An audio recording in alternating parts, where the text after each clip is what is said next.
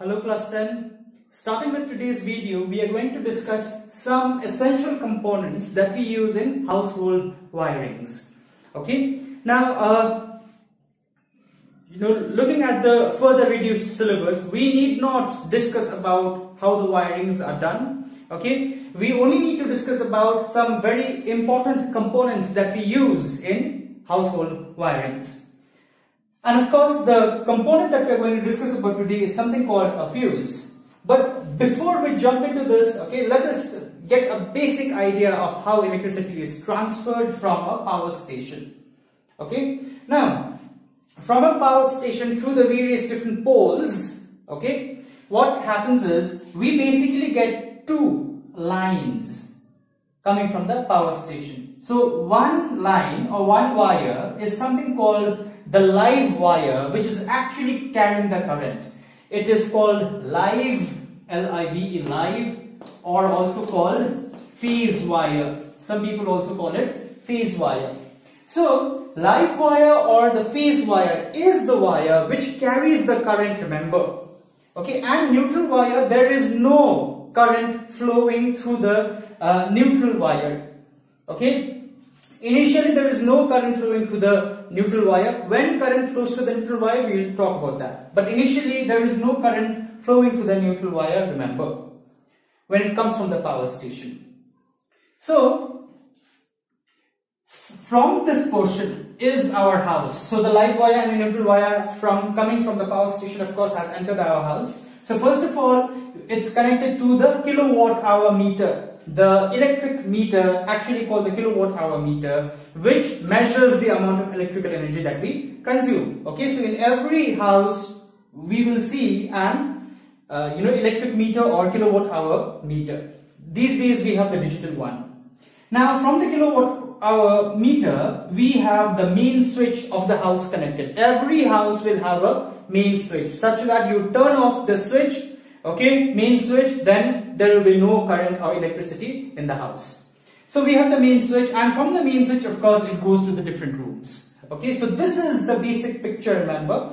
Now, in most of the houses, in addition to the two wires, live and neutral, what we have is we also have a third kind of wire. Let me draw it from here. Now, this third wire doesn't come from the power station, remember. Okay, it comes from the house itself, from outside the house, somewhere outside the house. So this is called the earthing wire. E stands for the earth wire, E-A-R-T-H, earth.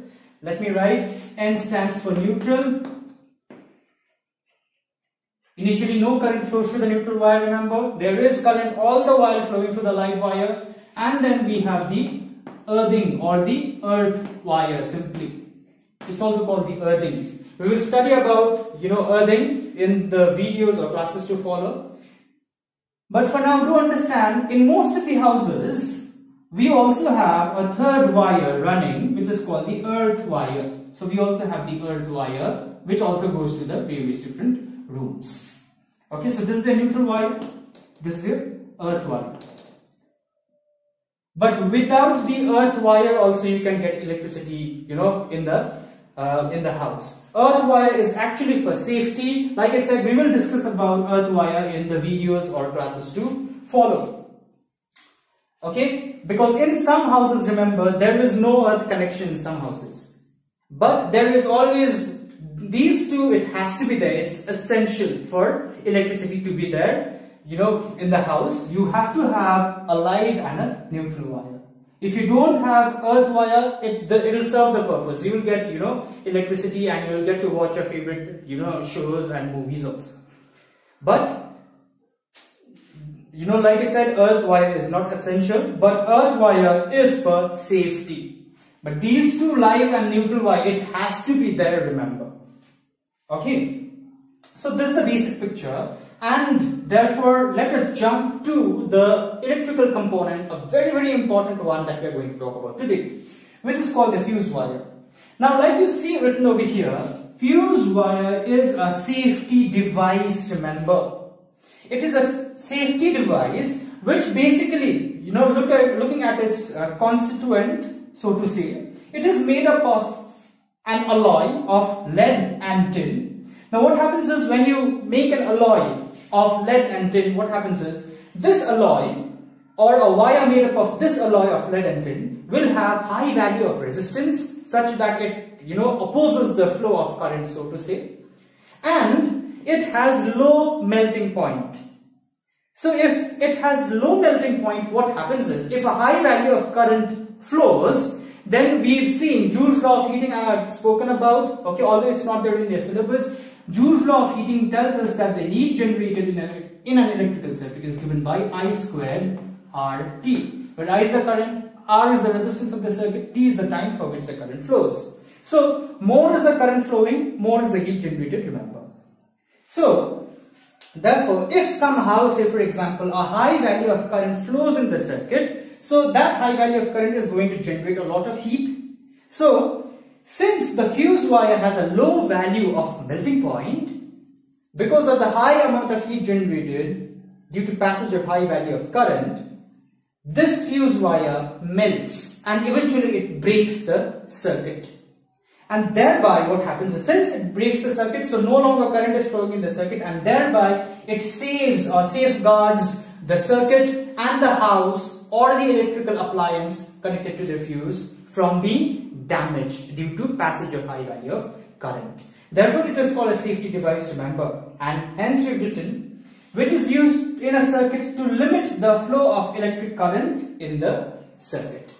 Because like I already told, high value of current passing, more heat generated, okay, what happens, since fuse has low melting point, it simply melts and thereby breaks the circuit. Okay, so fuse is a very essential component in an electrical circuit, remember. Let me erase this. You will not be asked about this in the exam, remember, but this is for your basic idea. So let me erase this. Now talking about fuse, remember, I should have shown in that picture itself. I had connected, if you rewind the video and see, I have to the live wire before the kilowatt hour meter, I have this kind of a picture, this kind of a component device that I have connected, denoted by this symbol. Now this is what is called your fuse. This is the symbol for your fuse, and if you check that picture, fuse wire, I have connected it to the live wire, because remember, this is exactly what I'm going to talk about now. A fuse is always connected to the live wire, always connected to the live wire. Fuse is always connected to the live wire, connected to the live wire, remember. Very important point. And it is also important for our safety. Okay, why? What happens is, say this is the power source, this is a power source, this is your electrical socket, okay, where you connect your plug. So this is a power source, or let me simply write source. So this is a source. Now from the source, what happens is, this will be your live wire. The wire that carries the current to the circuit is your live wire, and say you have your electrical appliance, your bulb, say for example, electric bulb. So this will be the neutral wire, remember. So this is how, what happens is, from the source, current flows or goes to the electrical appliance through the live wire, and this electrical appliance, it has two terminals. One terminal is of course connected to the live wire, the other terminal is connected to the neutral wire, and neutral wire is the wire from where what happens is, the current from the electrical appliance goes back to the power source. So there has to be a complete circuit for current to flow, remember that.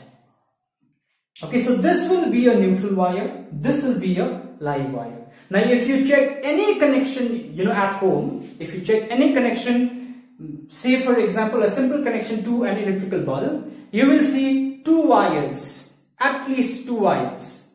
Okay, so what happens is, one is the live wire which is carrying the current to the electrical device, one will be the neutral wire which is carrying the current from the electrical device to or back to the power source, so to say.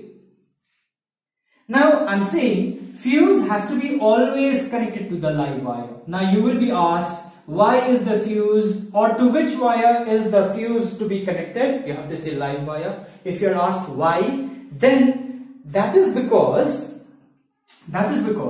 if somehow, due to some reason, say for example, a large value of current flows to the live wire or comes from the power source, then what happens is, the large value of current obviously is going to produce heat. So this fuse wire, since it has a low value of melting point, it simply melts and breaks the circuit. So when the circuit is broken, the high value of current cannot reach the device, cannot reach the appliance, and thereby the appliance is saved from damage, remember. So this is why a fuse wire is always connected to the live wire. You can of course very well connect the you can very well connect the fuse to the neutral wire, of course. You can do that. You can connect the fuse to the neutral wire. But what happens is, the high value of current, say for example again, flows. Now this high value of current is going to damage this electrical bulb. Okay, so your device is damaged, then after the high value of current reaches the fuse, after which the fuse melts.